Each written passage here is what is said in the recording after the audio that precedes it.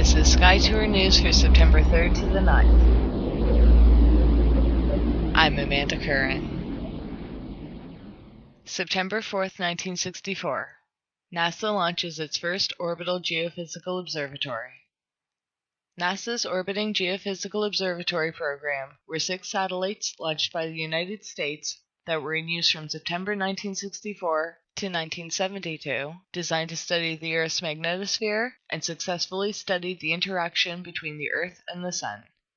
The purpose of the OGO-1 spacecraft, the first in the series of 6, was to conduct diversified geophysical experiments to obtain a better understanding of the Earth as a planet and to develop and orbit a standardized observatory-type satellite.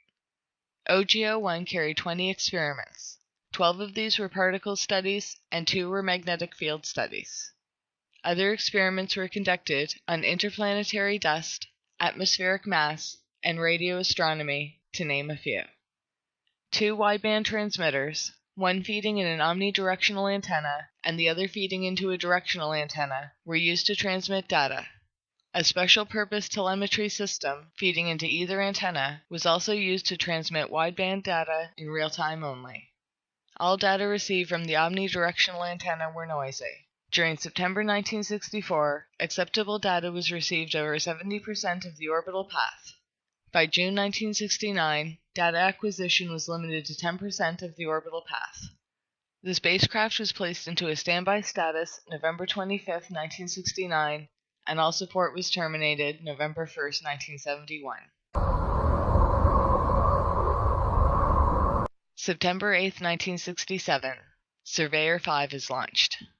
Surveyor 5 was the 5th lunar leader of the American Unmanned Survivor program sent to explore the surface of the Moon and was the 3rd spacecraft in the Surveyor series to achieve a successful lunar soft landing. The spacecraft had a basic triangular structure of aluminum tubing that provided mounting surfaces for engineering and scientific equipment. The objectives were to obtain post-landing television pictures of the lunar surface, conduct a vernier engine erosion experiment, determine the relative abundance of the chemical elements in the lunar soil, obtain touchdown dynamics data, and obtain thermal and radar reflectivity data. Launched on September 8, 1967, Surveyor 5 had landed on Mare Tranquillitatis September 10th, and the spacecraft transmitted excellent data for all experiments from shortly after touchdown until November 18, 1967, with an interval of no transmission from September 24th to October 15, 1967, during the first lunar night. Transmissions were received until November 1, 1967, when shutdown for the second lunar night occurred. Transmissions were resumed on the 3rd and 4th lunar days, with the final transmission occurring on December 17, 1967.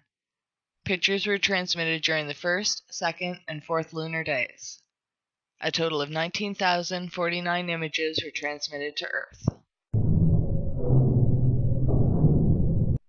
September 9, 1975. Viking 2 is launched towards the orbit around Mars. The Viking 2 mission was part of the American Viking program to Mars and consisted of an orbiter and a lander essentially identical to that of Viking 1 mission. The Viking 2 lander operated on the surface for 1,316 days, or 1,281 sols, and was turned off on April 11, 1980, when its batteries failed. The orbiter worked until July 25, 1978, returning almost 16,000 images in 706 orbits around Mars.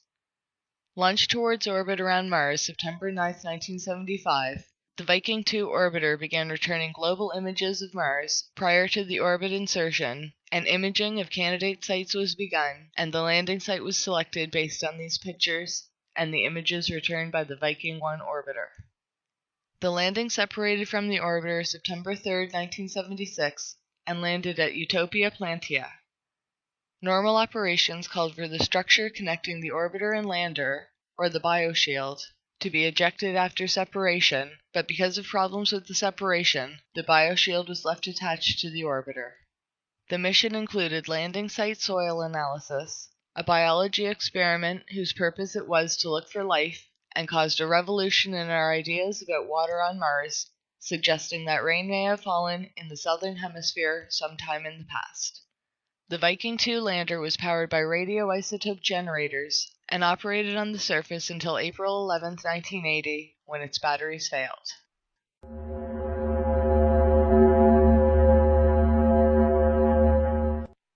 September 3, 2003. Hubble Space Telescope starts Hubble Ultra Deep Field. The Hubble Space Telescope is a space telescope that was launched into low Earth orbit in 1990 and still remains in operation. One of the largest and most versatile space telescopes, Hubble is well known as both a vital research tool and a public relations boon for astronomy. Started September 3, 2003, the Hubble Ultra Deep Field is an image of a small region of space in the constellation Fornax, containing an estimated 10,000 galaxies. The original release was combined from Hubble Space Telescope data accumulated over a period from September 24, 2003 through to January 16, 2004, looking back approximately 13 billion years. It has been used to search for galaxies that existed after that time.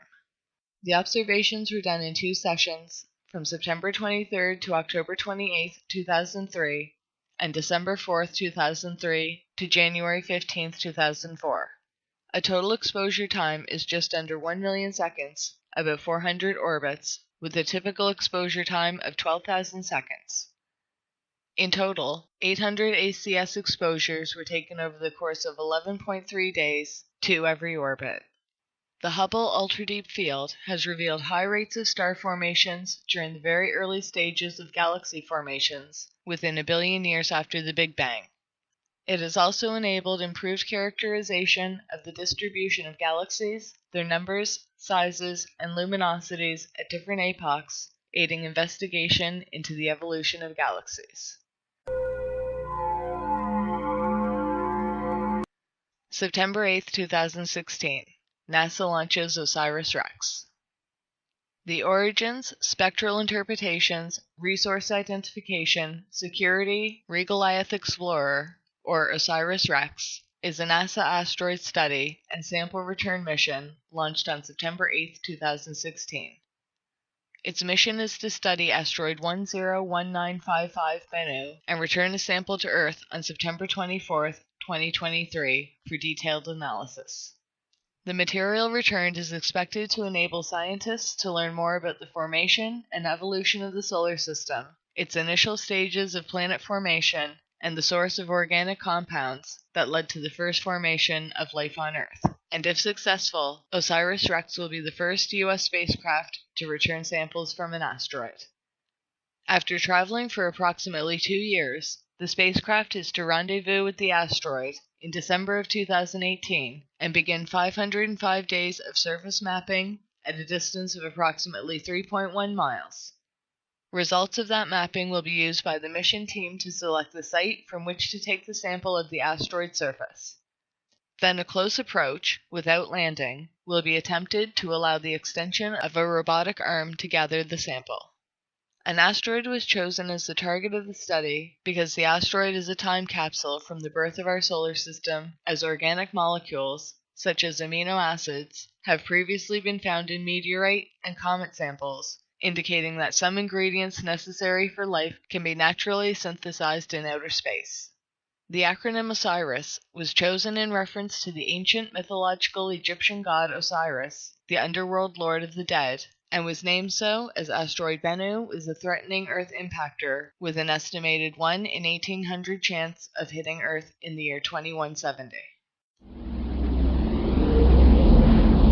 This is SkyTour News. I'm Amanda.